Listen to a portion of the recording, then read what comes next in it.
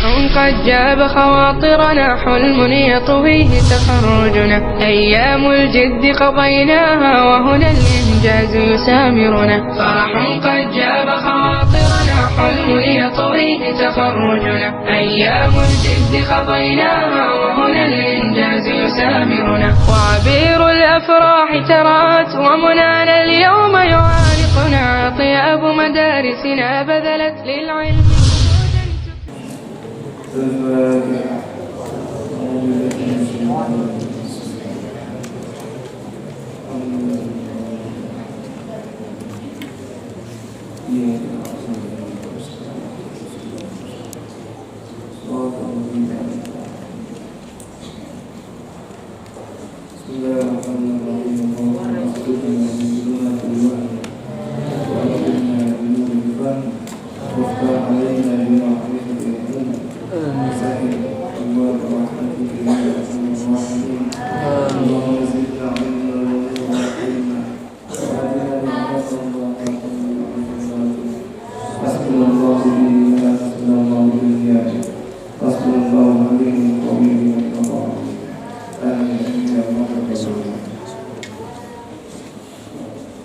Assalamualaikum warahmatullahi wabarakatuh.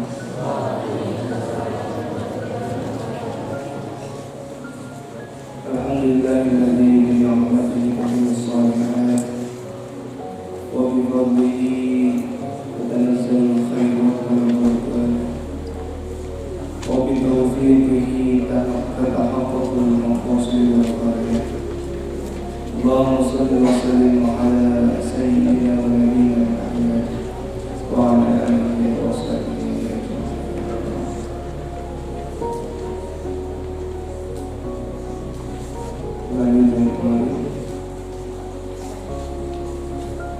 Kemarin membahas seputar mengenai taubat.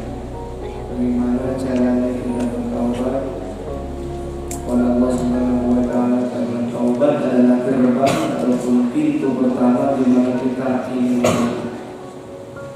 Allah Subhanahu wa taala kita akan memperkenankan bagi hambanya yang duduk bersanding bersama Allah Subhanahu wa taala dalam keadaan kita belum bertobat kepada Dia. Kalau kita ingin diperhatikan, kita ingin dekat dengan Allah, kita ingin dimuliakan oleh Allah dengan satu syarat, yaitu dengan bertaubat kepada Allah Subhanahu wa taala.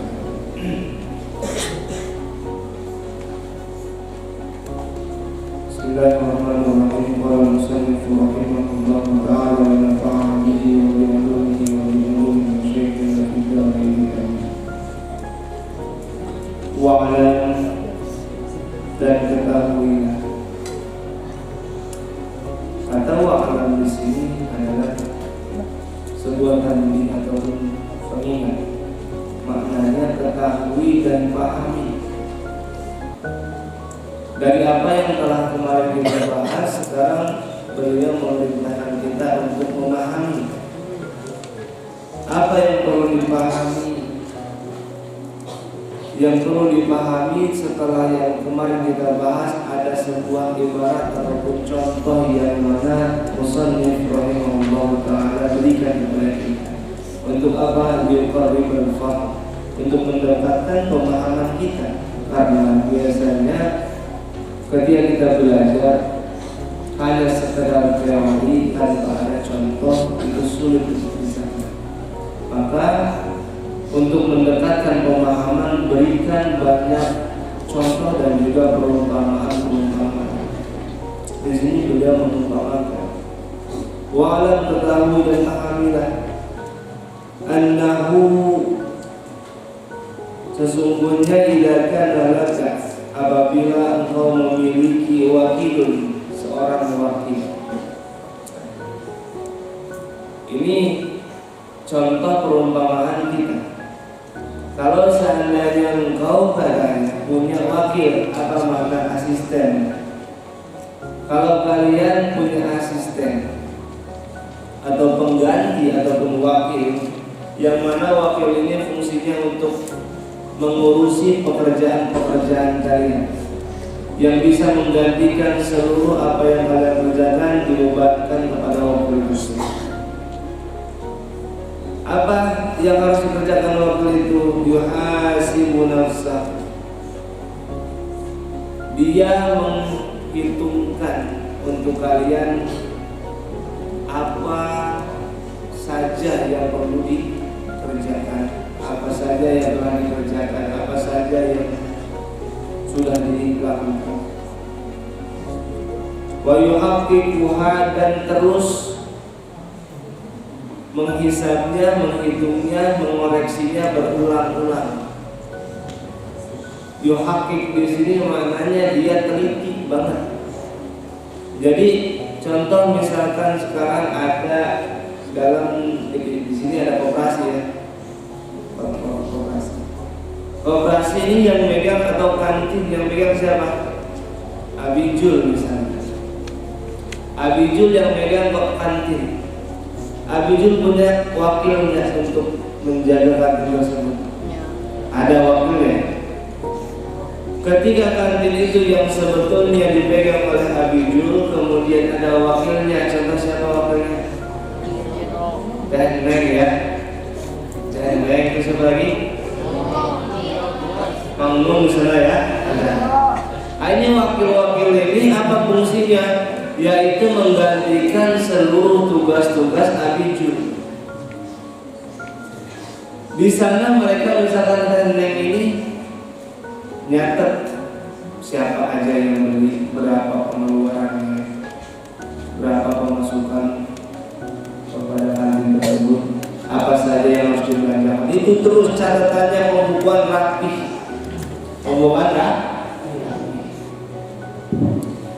Nah, tugas wakil ini adalah mencatat seluruh aktivitas yang ada di kantin tadi. Maka ketika tadi pembukuan ini setelah dibukukan atau dicatat oleh wakil, cuma dua kemungkinan. Pertama, boleh jadi catatannya lengkap dan perfect, ya. Yang kedua, ada catatan amradul, nggak jelas. Kalau seandainya ternyata tadi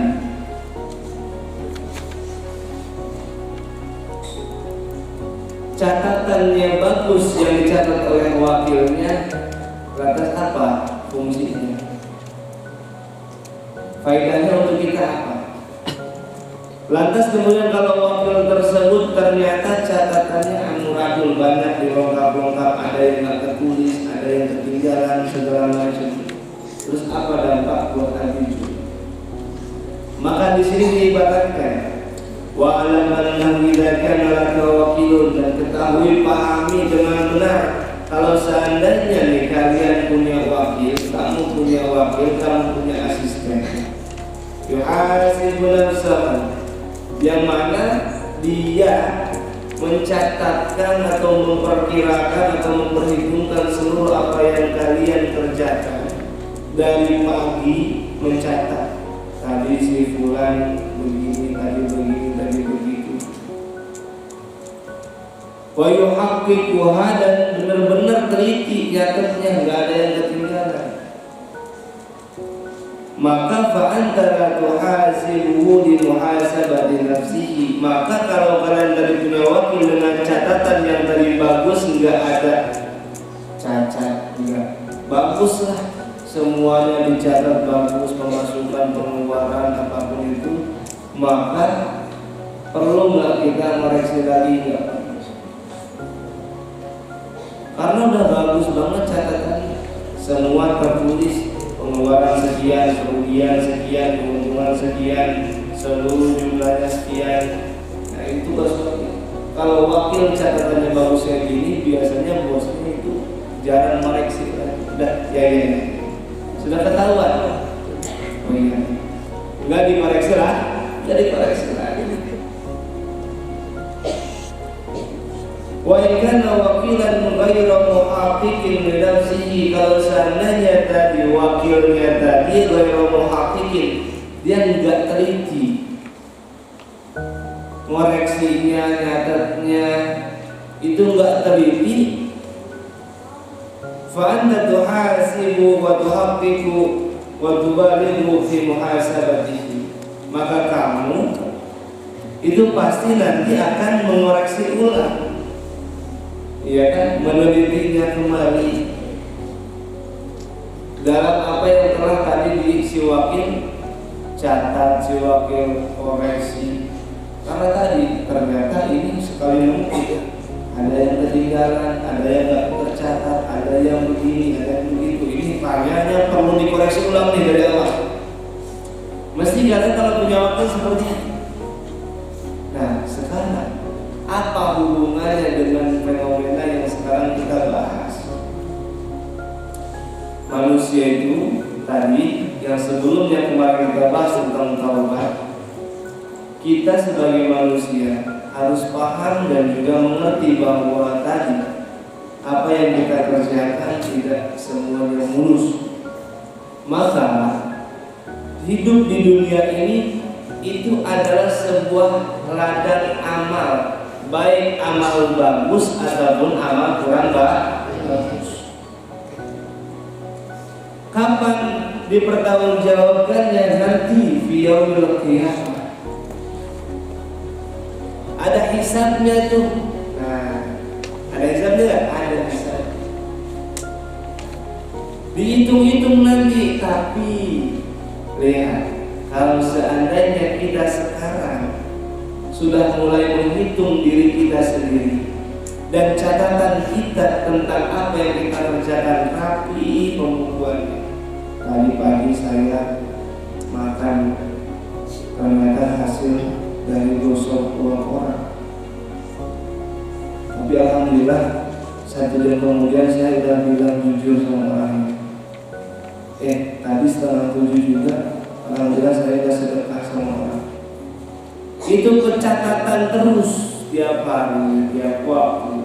Kita selalu mencatat, kita selalu menghitung apa yang telah kita kerjakan, baik dari sesuatu yang jelek ataupun kita menemukan keutamaan yang telah Allah berikan berupa amal ibadah yang bagus. Kita hitung terus, dicatat. Maka kalau pembukuan kita rapi, Allah nggak perlu mencatat lagi, Allah nggak perlu menghisab lagi. Sama kayak tadi kalau kita punya wakil itu bagus pencatatannya, kita nggak perlu mengoreksi lagi. Tapi kalau amburadul dia aja nggak tahu si wakil dilihat apa, maka itu harus jauh lebih teliti kitanya kepada wakil tadi. Nanti boleh jadi bohongi wakilnya. Ini konsekuensinya jauh lebih berat. Tapi kalau kita selalu terus mencatat apa yang kita kerjakan, kita mengkoreksi terus tiap hari. Ya Allah, tadi pagi saya bangun tidur langsung baca Quran. Enggak deh, gak jadi. Malah tadi ngerumpi. Bangun tidur udah langsung ngerumpi, ya Allah. Nah, terus tadi sebelum tidur masak-masak, ikannya dapat di mana ya? Itu tadi ada singkong juga. Tapi kita nggak punya kebun singkong dari mana ya? Dihitung terus, dihitung. Kalau seandainya tadi ternyata kita temukan bahwa ada perbuatan-perbuatan yang kurang pantas, yang mana itu kemaksiatan, maka langsung minta ampun kepada Allah Subhanahu wa Ta'ala. Dan kalau seandainya ada keutamaan-keutamaan dari ibadah kepada Allah, maka bersyukurlah. Dan kita harus meyakini bahwa itu semua adalah anugerah yang diberikan Allah. Bukan semata-mata kita yang beribadah, tapi kita diberikan anugerah oleh Allah agar kita bisa beribadah. Kita nggak bisa apa-apa. Maka tadi kalau kita terus bermuhasabah diri, ada istilah muhasabah diri kan? Apa makna muhasabah? Itu terus memperhitungkan apa yang telah kita perbuat.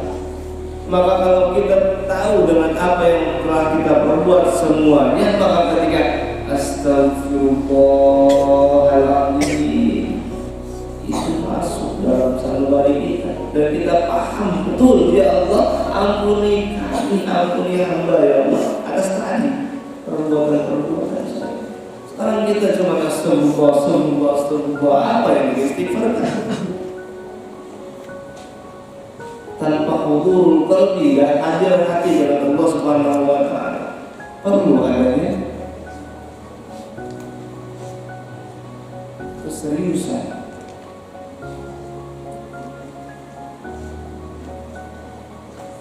Fa'ala hadza, maka oleh karena itu yang bagi laka harus pada siapa laka, untuk engkau, untukmu, ayyakuna amaluka, hendaklah perbuatan-perbuatanmu itu kulluhu lillah, kullahu lillah, seluruh perbuatan-perbuatan yang kita kerjakan itu tidak lain untuk Allah Subhanahu wa ta'ala. Karena nanti kalau bukan karena Allah sekarang, ya ternyata saya belajar ini karena ingin dipuji orang. Nanti ketika ada muhasabah yang harusnya kita dapat ganjaran karena kita melakukan karena Allah, ternyata kita bukan karena Allah. Kita mengerjakan sesuatu karena misalkan ingin dipuji orang, maka kata Allah, minta pahala sama orang itu. Karena engkau mengerjakannya bukan untukku, kata Allah. Engkau belajar karena orang lain, maka nanti yang melakukan kata Allah, mintalah ganjaran ibadah belajar kamu pada orang lain itu. Karena kau belajar bukan untukku. Sholat tiba-tiba rajin karena ada si doi, maka kata Allah minta sama doi itu. Ternyata doi lagi digerakkan yang belum. Gimana? Itu. Maka seluruh apa yang kita perbuat, apa yang kita lakukan, kita harus paham untuk siapa sebetulnya. Belajar, ibadah, seluruh yang kita kerjakan lillahi ta'ala. Wala tara, dan jangan kamu melihat annaka sesungguhnya kamu taf'alu fi'lan, mengerjakan sebuah pekerjaan, wallahu ta'ala, sedangkan Allah Subhanahu wa ta'ala la yuhasibuka, tidak menghisabnya untuk kamu, tidak memperhitungkan apa yang kita kerjakan. Wa yuhaquka, dan Allah tidak teliti dengan hisabnya tadi. Nah, kita sekarang mengerjakan kayak pewek biasa baik, maksiat jalan, nggak peduli karena kayak ada yang ngawasin ini, nggak ada ustaz ini. Jangan karena ustaz Ridwan, karena ustaz Ridwan itu boleh jadi ada dan boleh jadi tidak ada. Tapi kalau kalian mengerjakan sesuatu karena Allah Subhanahu wa ta'ala, dimanapun kalian dan kapanpun, maka kalian akan selalu terus merasa diawasi oleh Allah. Bukan hanya karena guru, bukan hanya karena orang tua, tapi karena Allah. Jadi jangan sampai kita menganggap bahwa apa yang kita kerjakan ini nanti tidak diperhitungkan. Misalkan ngambil sendal orang lain, tidak keras, di perkara ini iya nih, hati-hati. Itu diperhitungkan karena Allah lebih teliti dalam menghitung nanti apa yang kita laksanakan, apa yang kita kerjakan.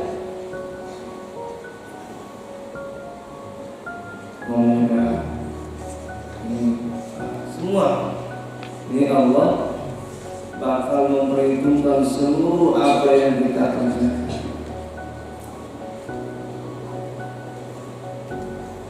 Wa idza waqa'a, dan apabila waqa'a terjatuh ataupun tertimpa,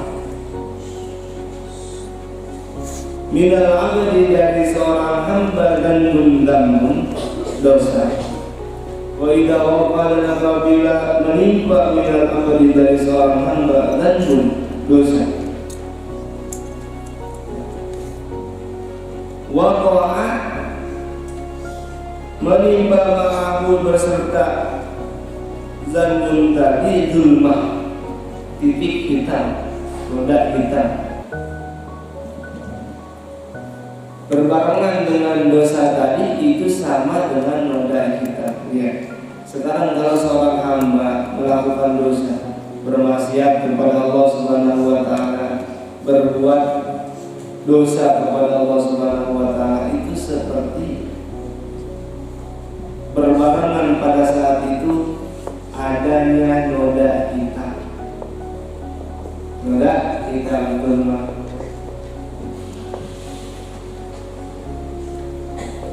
Kalau diumpamakan atau perumpamaannya famizalul maksiyati, maka perumpamaan maksiat kan nari seperti api. Nah, ini perumpamaan maksiat ini seperti api.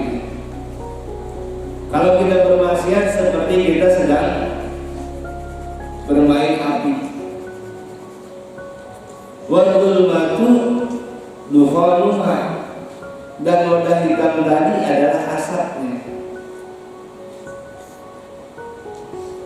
Kamat auqada, seperti orang auqada yang menyalakan fi baitin, di dalam rumah, menyalakan api auqada itu. Kamat seperti siapapun orang auqada yang menyalakan api fi baitin, di dalam rumah, sab'ina sanatan, 70 tahun. Lihat, sekarang kita berbuat dosa ataupun berbuat maksiat, diumpamakan permaksiatan tadi seperti api. Berarti gini, lihat, dan setiap kita bermaksiat itu akan muncul zulmah roda kita. Maka kalau tadi maksiat seperti api, zulmahnya seperti asap. Maka lihat kalau kita di dapur. Di dapur, pernah ke dapur di ayam belum? Siapa yang pernah ke dapur di ayam? Cium tangan, tidak pernah? Enggak ya, enggak cium. Ini berarti takut melanggar. Beritahu dapur itu pelanggaran besar. Ya, nah, ini belum puasa. Pelanggaran besar. Ya. Dapur itu kalau seandainya kita tahu ada hauk, tumbuh hauk, tahu nggak hauk ya? Tahu hauk apa? Tahu hauk itu tunggu kalau kita bakar tunggu tersebut pakai kayu bakar, keluar asap. Terus apa dampak dari asap tadi? Hah? Apa dampak dari asap itu? Dindingnya jadi itu kalau cuma sekali. Coba bayangkan 70 tahun. Nah, ini 70 tahun apa? 70 tahun itu umur manusia. Sekarang jangankan 70 tahun, itu umur dapur berapa tahun? 12 tahun. 12 tahun umur dapur itu. Udah begitu, itu pun pakai kompor biasa. Coba pakai hauk. Pakai hauk udah mah hitam legam, esnya sulit dikosreknya. Terus kadang-kadang meletek-meletek gitu, retak-retak gitu ya. Kalau manusia diumpamakan seperti itu, yang bermaksiat itu kalau terus seumur hidupnya dia melakukan maksiat tanpa dibersihkan, itu seperti rumah yang dibakar api menyala ada asap hitam lah itu. Maka hati manusia nggak akan putih, yang ada hitam legam, hitam.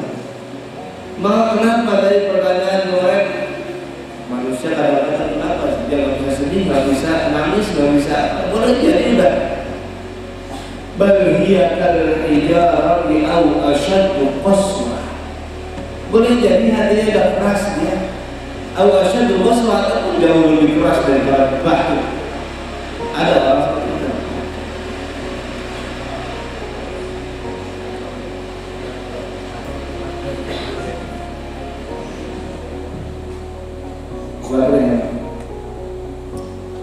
Ataupun lebih keras daripada batu.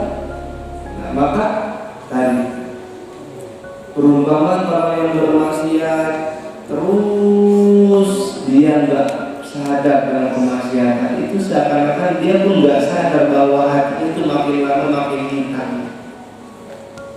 makin lama makin hitam. Kalau sudah hitam dibersihkan akan sulit. Maka tadi gimana caranya bertaubat, mengulang-ulang taubat terus, melakukan kemaksiatan, taubat minta ampun kepada Allah. Astagfirullahaladzim, astagfirullahaladzim. Karena kita nggak kerasa di mulut kita ngomong apa sama orang tua begitu, sama orang lain tentang teman, banyak yang terluka oleh kita juga. Dalam kesendirian kita bermaksiat di hadapan Allah Subhanahu wa Ta'ala, nggak kerasa. Curang sirup itu aja nggak ada orang maksiat. Padahal Allah lihat itu. Kita hanya fokus pada orang sekeliling kita yang melihat, tapi kita lupa pada Allah Subhanahu wa Ta'ala.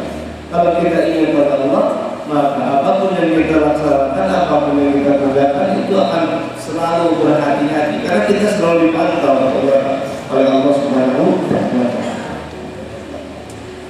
Kama lau pada seperti siapapun orang pada yang menyalakan api di dalam rumah sab'ina sana 70 tahun. Ala tarahu, tidakkah kamu melihat baik itu rumah itu yaswaddu menghitam.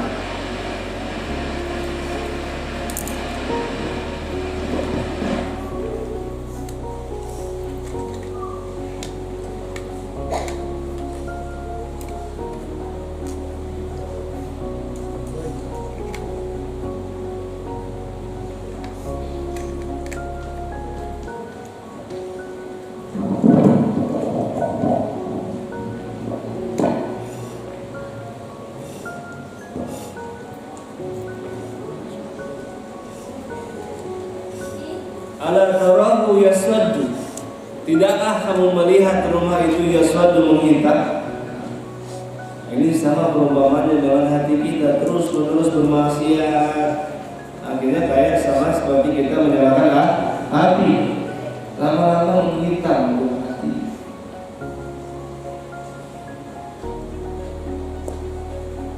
Kadzalika qalbu, begitu pula dengan hati, yaswaddu, dia akan bisa menghitam bil maksiati, kelawan ataupun oleh sebab maksiat.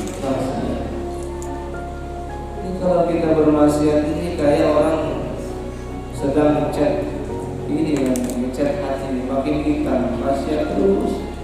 Zulmah itu kan titik noda hitam, tapi kalau terus-terusan dinodai, nah, itu makin hitam makin.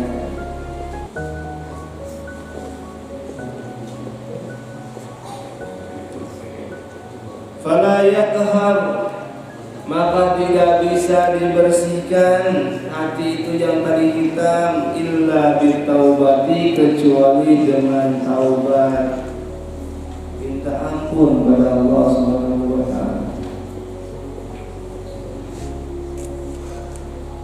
Illa bitaubati ila Allah Ta'ala, kecuali dengan taubat kepada Allah Subhanahu wa Ta'ala. Maka tadi perhatikan seluruh aktivitas kita, mulai dari pagi, siang, sore, malam.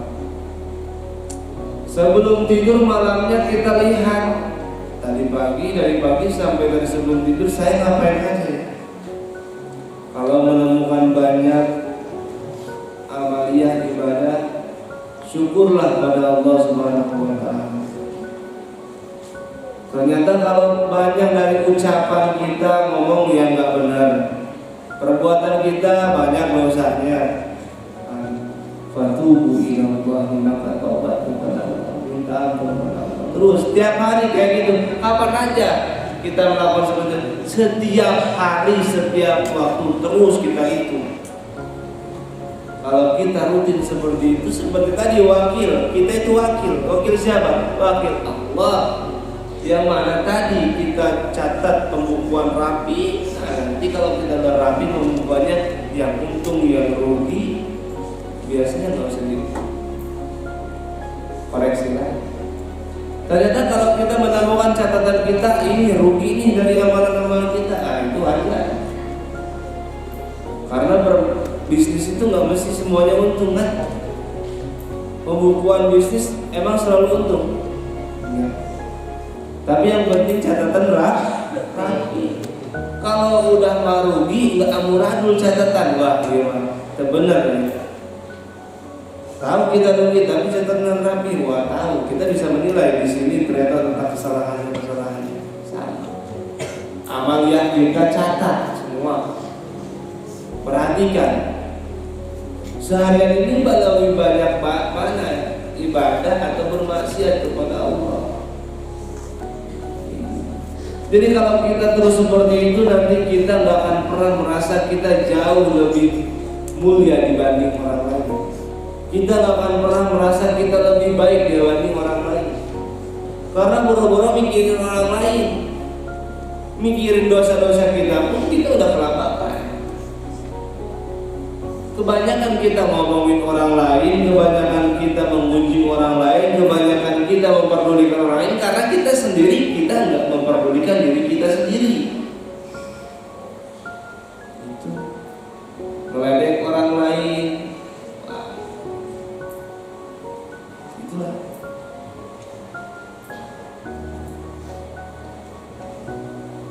Fasara maka menjadi adillu,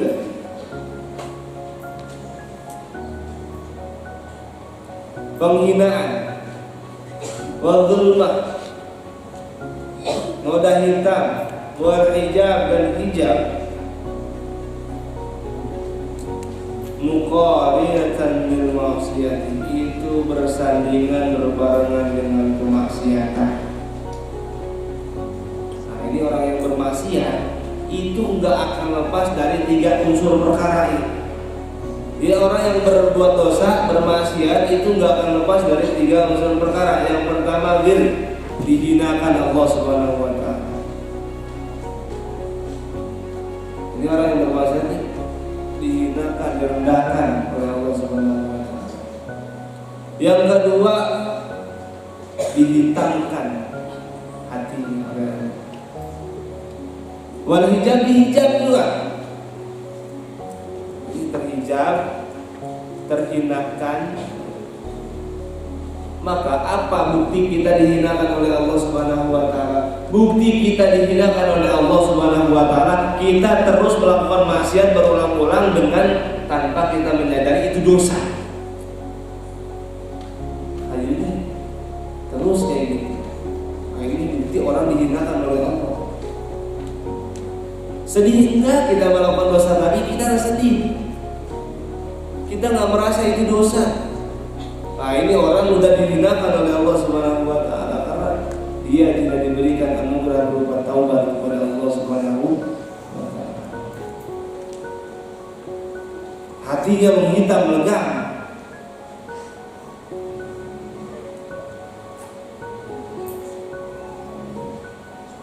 Wa idza tubta, dan apabila engkau sudah bertaubat. Tubta ini pakai fi'il madhi. Tubta. Dan apabila engkau telah bertaubat, meminta ampun kepada Allah Ta'ala dari apa yang tadi kita maksiatkan, kita berbuat dosa, zalat maka hilang. Apa yang hilang ketika kita sudah taubat? Atharul dzunubi, bekas-bekas dosa. Yang mana? Yang tadi. Dan begitu pula 3 unsur tadi akan menghilang. Pertama, Allah tidak akan menghinakan orang tersebut. Hatinya mulai dipulihkan, bismillah. Hijab mulai dibuka lagi dengan catatan tadi, taubat, minta ampun kepada Allah.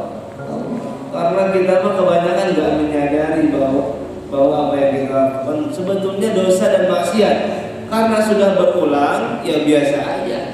Ngerasa sedih enggak, ngerasa takut enggak.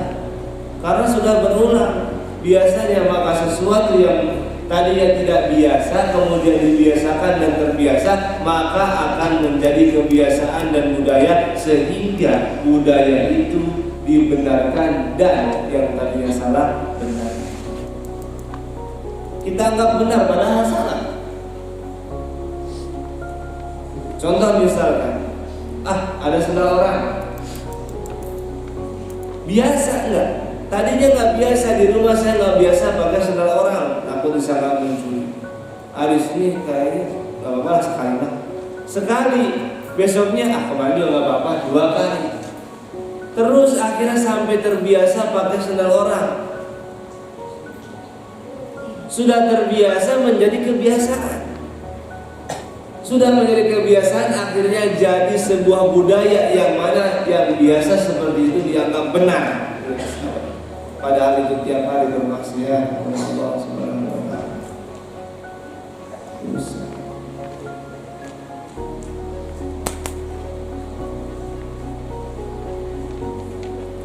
Jadi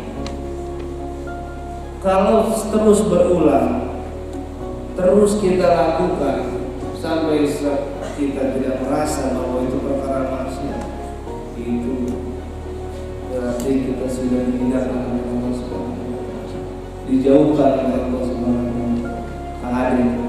Sama dengan melanggar aturan juga sama. Melanggar aturan pun sama. Apakah melanggar aturan itu dibenarkan? Tidak dibenarkan.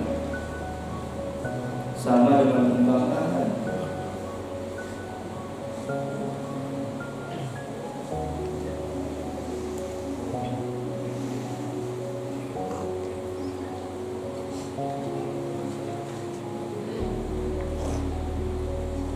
ولا يدخل عليك الإهمال إلا بإهمالك عن متابعة النبي صلى الله عليه وسلم.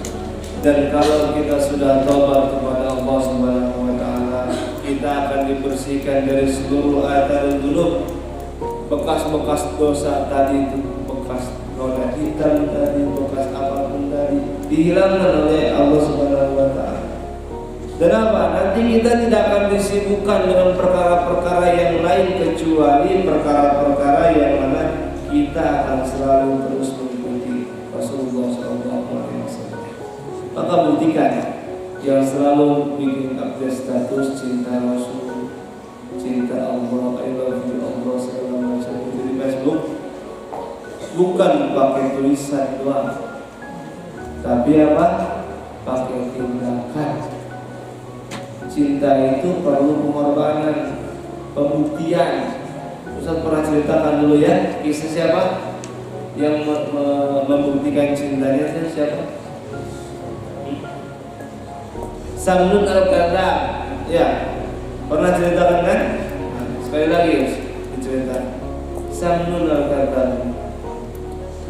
Dia mau menceritakan kepada Allah Subhanahu wa taala bahwa dirinya begitu cinta pada Allah, tapi dia tahu konsekuensi orang yang mau bilang cinta ini mesti ada bukti. Gak mungkin cinta ya I love you kepada orang misalkan nggak ada bukti, gimana?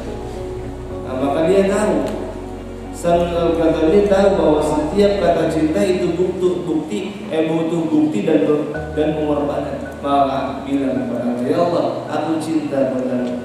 Dan aku tahu seluruh cinta ini mesti ada bukti dan pengorbanannya. Maka ujilah aku supaya aku bisa membuktikan cintaku ini. Besoknya diuji sama Allah apa? Gak bisa benci. Sehari ya santai aja. Ya Allah, bisa. Saya bisa membuktikan cinta saya. 2 hari oke. 3 hari mulai terasa senang. 4 hari. Beberapa hari kemudian dilumpuhkan. Ya Allah nggak kuat, ya Allah sakit. Minta akhirnya disembuhkan. Ya Allah sembuhkan, ya Allah. Ah, beres, Allah sembuhkan. Akhirnya teriak ke lapangan, didakwai masyarakat semua kumpul.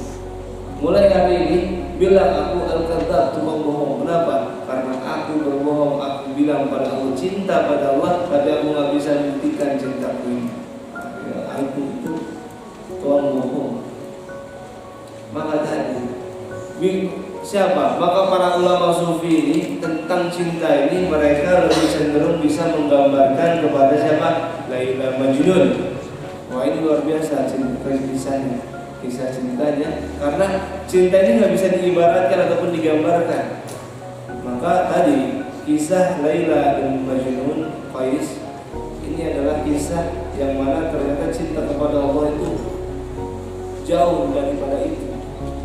Laila sama Majnun ini cinta luar biasa, kita nggak bisa gambarkan cintanya kayak gimana, luar biasa.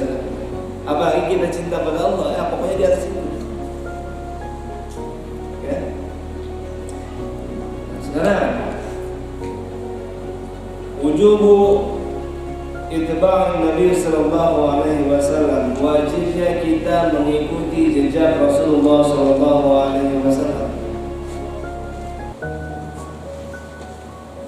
Wujubu ittiba'in Nabi sallallahu alaihi wasallam, wajibnya kita mengikuti jejak Rasulullah sallallahu alaihi wasallam. Nah, ini kita diwajibkan mengikuti Rasulullah sallallahu alaihi wasallam. Seperti yang pertama kali kita bahas tentang basmalah. Bismillahirrahmanirrahim. Iqtidaan bi sunnati Rasulillah sallallahu alaihi wasallam. Contoh ngikut. Apa makna ngikut? Taklid. Sama. Apapun yang kita lakukan harus mengikuti Rasulullah sallallahu alaihi wasallam. Maka biasanya suka ada peringatan Maulid Nabi sallallahu alaihi. Nah, itu sebetulnya bentuk kita menunjukkan bahwa kita ini lagi mengikuti Rasul. Kita cinta sama Rasulullah SAW. Bahkan kita ingat itu tuh waktu di mana Rasul dilahirkan. Saking kita ingin dianggap bahwa kita selalu mengikuti Rasulullah SAW. Maulid Nabi SAW adalah bukti cinta kita. Rasulullah boleh dirayakan, boleh siksaan gitu. Boleh. Bukan berarti seluruh apa yang tidak Rasulullah SAW melaksanakan itu berarti haram. Contoh, memuliakan Rasulullah SAW adalah hak kita. Bergembira akan kelahiran Rasulullah adalah hak kita dan kewajiban kita. Seperti siapa?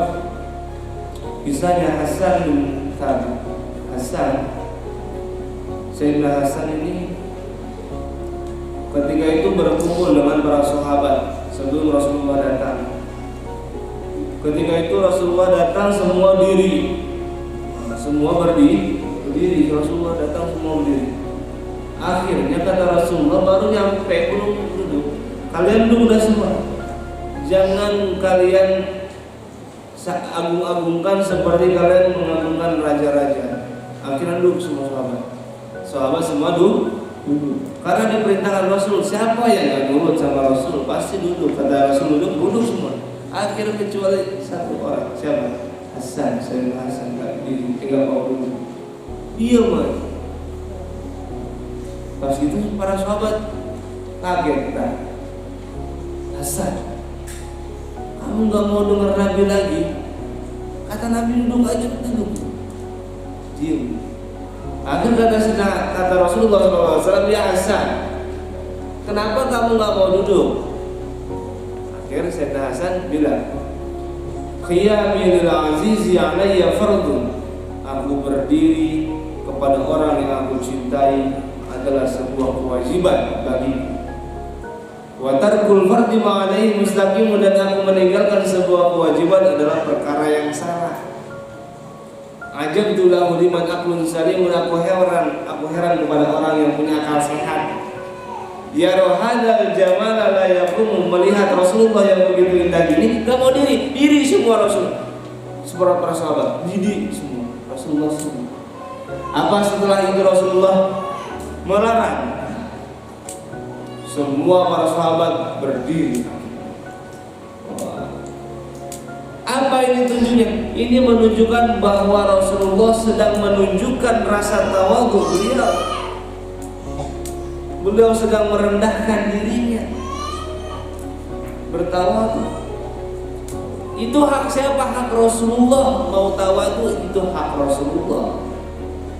Tapi hak kita sebagai hamba Allah dan umatnya Rasulullah, hak kita muliakan Rasulullah Sallallahu Alaihi Wasallam. Itu hak kita sebagai umatnya Rasulullah Sallallahu Alaihi Wasallam. Bukan berarti apa yang Rasulullah Sallallahu Alaihi Wasallam tidak kerjakan semuanya perkara yang haram. Ada beberapa perkara yang mana itu perlu ditinjau ulang. Nah di sini ujubu ittiba'i Nabi sallallahu alaihi wasallam, wajibnya kita mengikuti meneladani Rasulullah sallallahu alaihi wasallam. Wala tahsul laka rif'at, dan kamu tidak akan pernah bisa mendapatkan kemuliaan inda Allahi, di sisi Allah Ta'ala,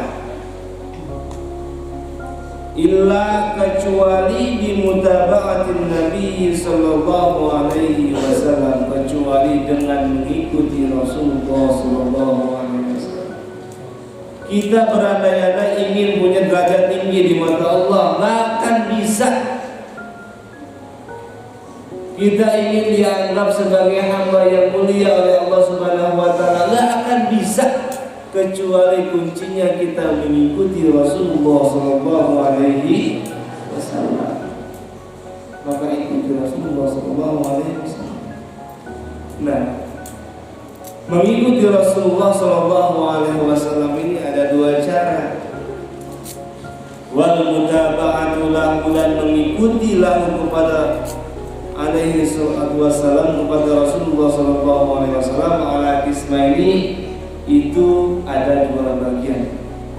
Ada dua nih cara mengikutinya. Tapi cara mengikuti di sini merupakan mutaba'ah zahirah, yang sifatnya zahir. Ini mutaba'ahnya ada dua. Ada yang zahiran, yang kedua batinan. Tapi di sini maknanya adalah mutaba'ah yang zahiran. Lihat, yang pertama jaliyatin, yang terang, yang secara jelas. Wa khafiyatin, dan samar, enggak kelihatan. Cara mengikuti Rasulullah SAW ada yang kelihatan, ada yang enggak kelihatan, ada yang enggak kelihatan. Wal jaliyatu, maka adapun yang jali tadi, yang jelas, yang tanpa mengikuti Rasul, kasolati, seperti sholat, wasyami, dan seperti puasa, wazakati, dan seperti zakat, wal haji, dan seperti haji, wal jihad, dan jihad, wa ghairi dzalika, dan sebagainya. Qasalat seperti salat, bagaimana mengikuti Rasulullah sallallahu alaihi wasallam? Sallu kama ra'aitumuni usolli. Pertama, kita melakukan salat, selain kita menuruti perintah Allah Subhanahu wa taala, kita pun mengikuti Rasulullah sallallahu alaihi wasallam. Karena sholat bagaimana caranya? Karena Allah Subhanahu wa taala dalam Al-Qur'an enggak mengajarkan langsung dalam Al-Qur'an secara detail. Di mana datangnya? Dalam gerak-gerik Rasulullah sallallahu alaihi wasallam. Sallu kama ra'aitumuni usolli. Sholat seperti kalian melihat aku sholat gimana nih? Cara rukunya gimana? Cara sujudnya gimana? Cara i'tidalnya gimana? Ulah ya Allahu dolin amin. Itu sekarang enggak ada kayak gitu. Macam orang rumah gitu, dolin nih. Ya, ada kayak gitu. Buat udah kayak motor GP. Kemarin melalui siapa namanya yang di Mandalika? Marquez. Mau motor GP. Kita lagi sholat tarawih sekarang Ramadan. Santai aja. Enggak usah buru-buru. Yang penting bacaan benar. Enggak usah juga bacaan ya. Bismillah. Aduh. Mungkin dilatih kita. biasa aja, murotal biasa aja, ya. Yang penting bacaannya benar, tajwidnya benar, makharijul hurufnya benar, dan tumakninah. Ulah budak sholat, maka sholat mengikuti Rasulullah SAW. Sholat, puasa, zakat, haji, jihad. Nah, tapi sekarang jangan kita bahasakan jihad yuk. Benar-benar jihad. Jihad yang mana? Jihad yang mana? Kita masuk sebagai santri jihad di dia dengan ilmu. Gak usah jihad kemana-mana, gak usah. Ustaz dapat pesan dari guru-guru dulu. Misalnya seperti seorang qalim ataupun seorang ulama ataupun seorang pembesar dalam bidang agama, maka tidak pernah boleh menyerukan jihad langsung ke lapangan kalau memang itu bukan konteksnya untuk jihad.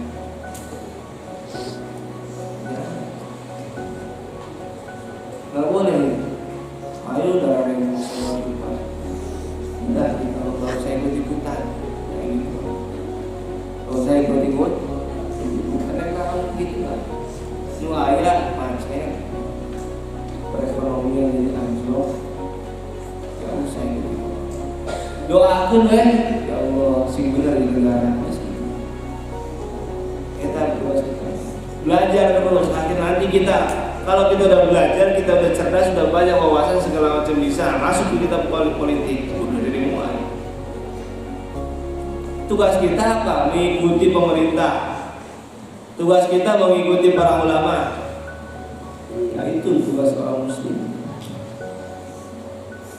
Nanti kalau kita mau pakai ilmu masuk ke politik, itu kita. Jangan mengumbar umur. Lanjut. Wal khafiyah, dan cara mengikuti Rasulullah SAW yang kedua yaitu khafiyah yang tidak jelas, yang sama, yang tidak terlihat.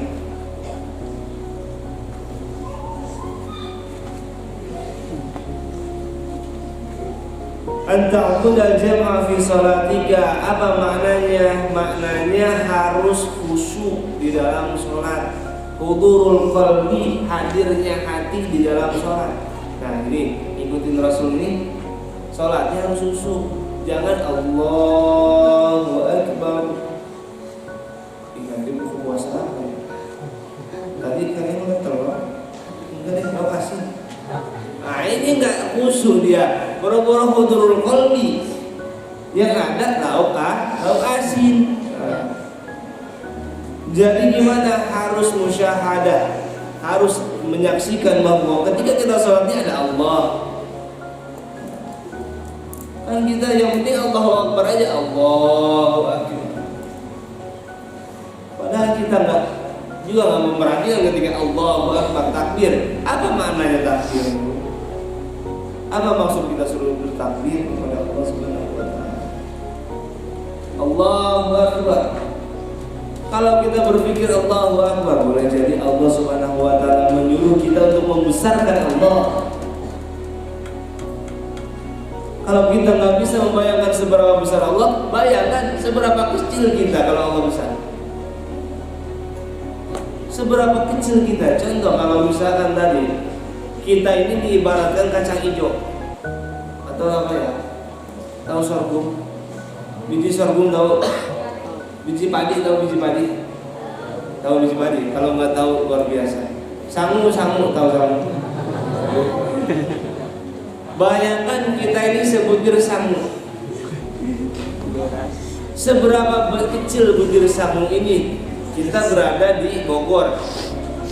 Seberapa kecil Bogor di antara satu kabupaten, satu provinsi Jawa Barat? Berarti kita kecil banget ya.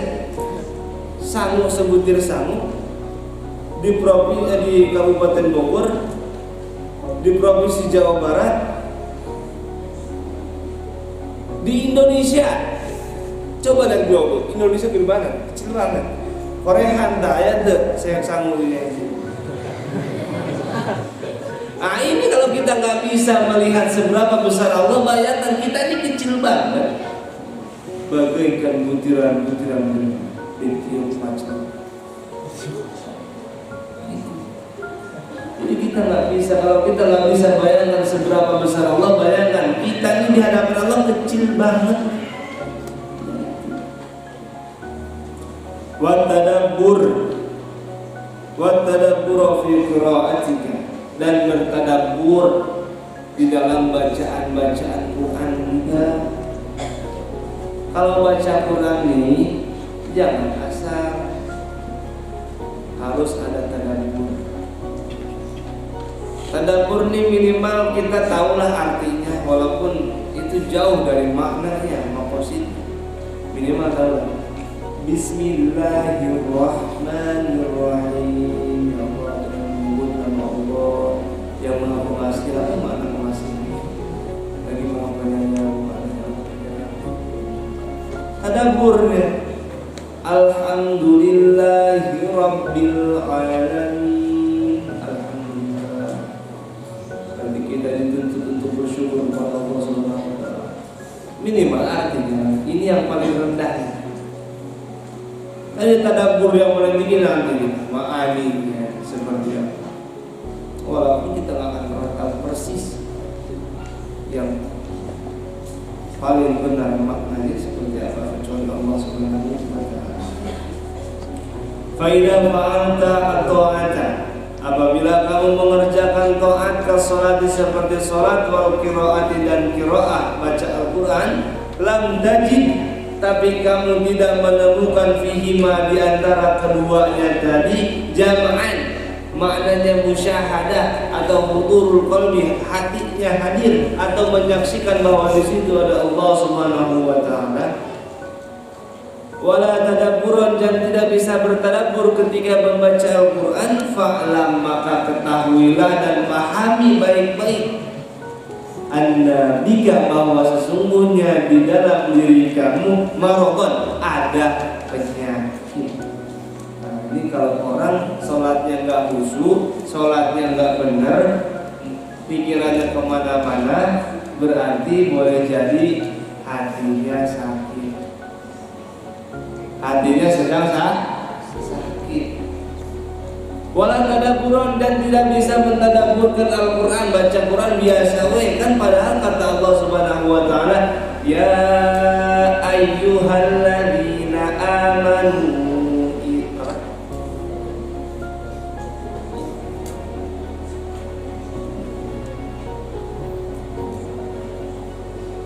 innamal mu'minuna alladzina idza dzukirallahu wajilat qulubuhum wa idza tuliyat 'alaihim ayatuhu zadatuhum imana wa 'ala rabbihim yatawakkalun. Innamal mu'minuna alladzina idza dzukirallahu wajilat qulubuhum wa idza tuliyat 'alaihim ayatuhu zadatuhum imana. Tapi kalau kita baca Quran biasa, iman bertambah.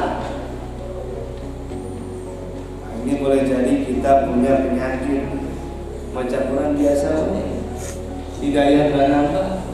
Ini boleh menjadi penyakit hati kita nih, kering. Tahu kering? Sip. Ya.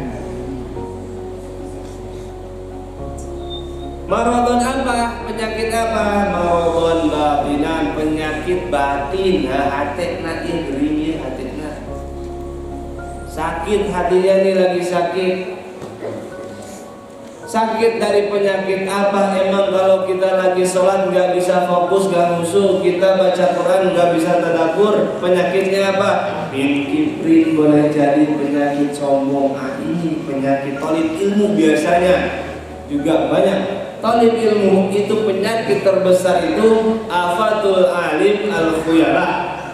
Penyakitnya para pencari ilmu dan orang yang berilmu al-khuyala, yaitu sombong. Kenapa? Karena baru tahu 1-2 udah merasa lebih tahu daripada yang lain. Ayo adik, ini maradun batinan, penyakit batin ya. Merasa lebih dari yang lain. Wah, saya harus bisa, iya, gimana? Dia mah nggak bisa.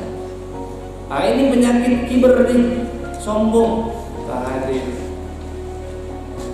Au ujubin ataupun ujub. Apa makna ujub? Yaitu membangga-banggakan diri sendiri, merasa diri lebih baik daripada yang lain. Nah, iya ujub. Iya penyakit sombong jeung ujub ka hadir. Hati-hati.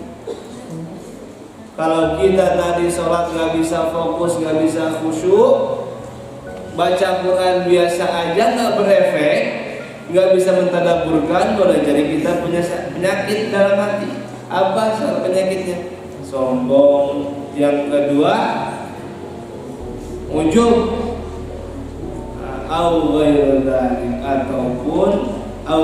dzalik ataupun yang lainnya. Banyak nih. Hasud, dengki, iri, masuk penyakit-penyakit hati, penyakit-penyakit hati. Ini jam berapa nih?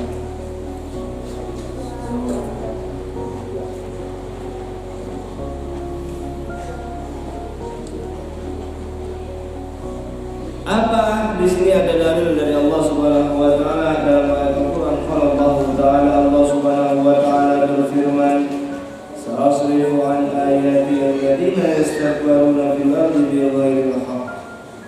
Aku akan memalingkan dari kebaikan-kebaikan yang telah aku berikan kepada orang-orang yang bertakabur, sombong fil ardi, di muka bumi, maka Allah akan berpaling. Dia bagi hak dengan cara yang tidak benar, walaupun atas nama sebuah ibadah, sholat, tapi sombong, mau sholat karena orang lain, mau ibadah karena hal yang lain, mau puasa karena apa ya. Maka jangan puasa karena ingin diet. Ulah tak awewe perempuan ya, perempuan jangan puasa karena ingin diet. Aduh, saya rada endut sedikit nih, mau puasa biar diet, biar kamis. Jangan. Kalau mau diet pakai vegeta, sabus biar bocor. Jadi jangan puasa karena hal yang seperti itu. Puasalah karena Allah. Kalau kita semua ibadah karena Allah, mencari ilmu karena Allah, apa karena Allah, pasti Allah akan cukupkan apa yang kalian inginkan. Itu pasti itu. Pasti. Tanpa harus kalian pikirkan ke depannya, insya Allah sediakan tempat untuk kalian. Yang penting lillahi ta'ala, sudah selesai. Lillahi ta'ala. Fayakunu mithaluka, maka perumpamaan kamu yang seperti itu seperti apa? Kalau mahmum seperti orang yang sedang meriang demam. Mahmum, orang yang sedih, sedang demam, kering. Yajidu fi famihi, yang mana dia menemukan di dalam mulutnya itu as-sukkara murran, gula itu terasa pahit. Jadi orang yang sedang sakit makan gula itu pahit. Itu bayangkan coba, orang yang sedang sakit disuruh makan apa aja pahit. Mau ayam enggak? Mau bubur? Mau apa tuh? Mau duit? Ini kan orang sakit dikasih makanan biasanya malas nafsu makan, nggak nafsu makan, iya kan? Karena terasa pahit semua. Nah, sama kayak orang yang tadi hatinya sakit. Itu nanti kalau dikasih apapun, nasihat kadang-kadang mental, air jelma sakit, gering. Makanya kalau ada orang dinasihati maaf-maaf, berarti penyakitan. Kalau ada anak, kalau ada orang dinasihatin kepada yang baik, ngambek-ngambek, berarti penyakitan hatinya, tergering. Dinasihatan kedaya kering sama. Kalau makmum alladzi yajidu fi famihi as-sukkara murran, pahit rasana.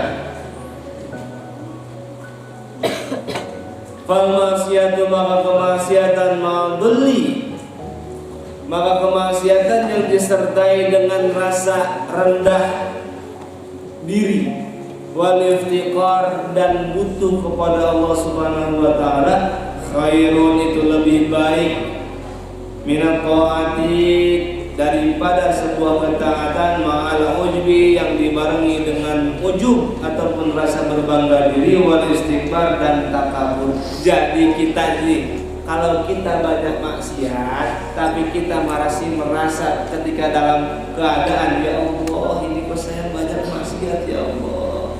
Memang kita banyak maksiat tapi selalu kita tobat kepada Allah dan kita terus merasa bahwa kemaksiatan itu adalah ya Allah. Ini enggak benar ya Allah, saya banyak maksiat. Ini jauh lebih baik daripada orang yang banyak sholatnya, banyak ngajinya tapi ujub dan takabur. Kenapa? Karena orang yang takabur merasa dia nggak pernah salah, merasa dia nggak pernah punya dosa. Nah, ini bahaya itu maksudnya. Maka gimana? Banyak-banyak taubat kita, banyak-banyak taubat, minta ampun pada Allah Subhanahu wa Ta'ala. Fal ma'siyatu ma'al-dhulli wal iftiqari khairun min at-ta'ati ma'al ujbi wal istikbar. Maka kemaksiatan yang kita perbuat tapi kita terus merendahkan diri di hadapan Allah, merasa itu diri kita hina dan kita butuh kepada rahmat Allah Subhanahu wa Ta'ala, itu jauh lebih baik daripada ketaatan yang kita perbuat tapi dibarengi taat itu dengan kesombongan dan bangga diri.